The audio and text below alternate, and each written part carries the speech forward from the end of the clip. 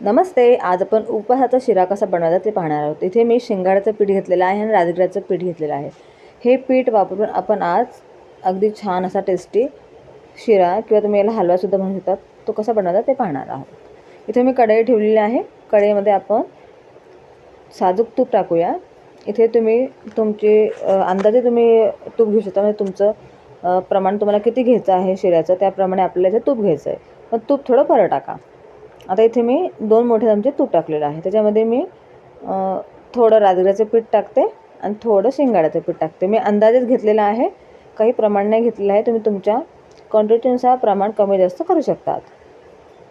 तर हे पीठ टाकल्यावरती आपल्याला गॅसची फ्लेम पूर्णपणे लो करायची आहे आणि त्याच्यावरती आपण हे पीठ व्यवस्थित शेकून घ्यायचं आहे. हे बघा, अशा पद्धतीने हे पीठ शेकताना गॅसची फ्लेम आपल्याला पूर्णपणे लो करायची आहे. लो फ्लेमवरतीच आपल्याला शेकायचं आहे हे पीठ. म्हणजे जोपर्यंत याला एकदम असा लालसर तांबूस कलर येत नाही तोपर्यंत आपल्याला हे पीठ शेकायचं आहे. हा शिरा करताना आपल्याला पीठ शेकणं फार गरजेचं आहे व्यवस्थित. इथे मी तोपर्यंत ड्रायफ्रूट थोडेसे असं खलबत्त्यामध्ये कुटून घेते. टाकणार तुम्ही तुमच्या आवडीप्रमाणे याच्यामध्ये अजून ड्रायफ्रूट ॲड करू शकता. इथे मी काजू बदाम अशा पद्धतीने जाड आणि बारीक असे कुटून घेतलं आहे खलबत्त्यात. हे बघा, इथे गॅसची फ्लेम लोच करायची आहे आपल्याला, एवढं मात्र तुम्ही लक्षात ठेवा. एकदम फास्ट गॅसवर जर तुम्ही शेकला तर तुमचा जे पीठ जे आहे आपलं लवकर लाल होईल, पण ते जळेल. त्यामुळे त्याची टेस्ट पण बरोबर लागणार नाही. इथे मी एकदम स्लो गॅसवरती याला शेकून घेते. बघा, आपोआप तुम्ही पाहू शकता तेल सुटू लागते, तूप सुटते.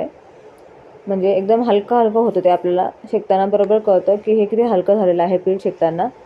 जेव्हा आपण टाकलं तेव्हा कसं होतं आणि आता तुम्ही पाहू शकता याची कन्सिस्टन्सी कशी आहे. हे बघा, अशा पद्धतीने आपल्याला तांबूस रंग येऊपर्यंत हे पीठ शेकून घ्यायचं आहे. हा शिरा करताना पीठ शेकणं व्यवस्थित हे गरजेचं आहे. जर तुम्ही पीठ कमी शेकलं तर तुमचा जो शिरा आहे तो व्यवस्थित बनणार नाही.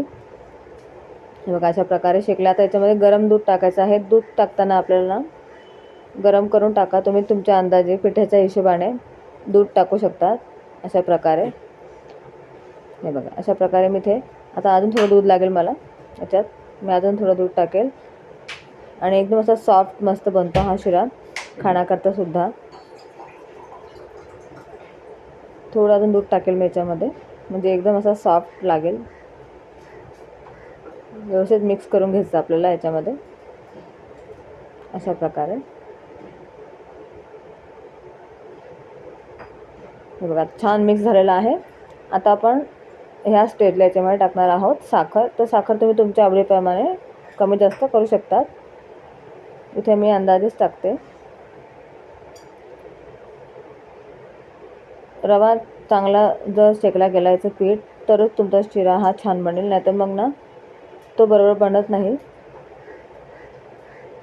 आता थोडीशी वेलचीची पूड पण टाकलेली आहे मी याच्यामध्ये आणि हे सगळं टाकून आपण व्यवस्थित मिक्स करून घेऊया. याला अगदी 1-2 मिनटाला मिक्स करायचं आहे आणि खूप टेस्टी लागतो हा शिरा. उपवासाकरता जर तुम्ही उपवासामध्ये मीठ खात नसणार तर तुम्ही हा शेंगाड्याचा आणि राजगिऱ्याचा शिरा नक्की ट्राय करा. आणि हे बघा, किती छान याला कलर आलेला आहे, तुम्ही पाहू शकताय. अगदी 2 मिनटाकरता याला आपल्याला थोडीशी वाफ येऊ द्यायची आहे.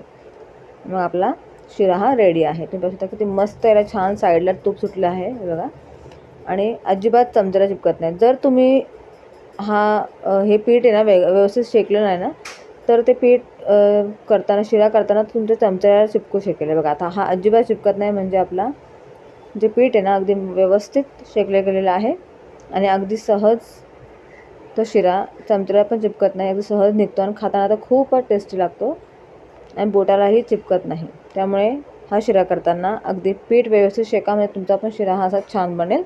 पीठ शेकण्यावरती असतं. जर तुम्हाला आजची रेसिपी आवडली असेल तर लाईक, शेअर, सबस्क्राईब नक्की करा. बाय.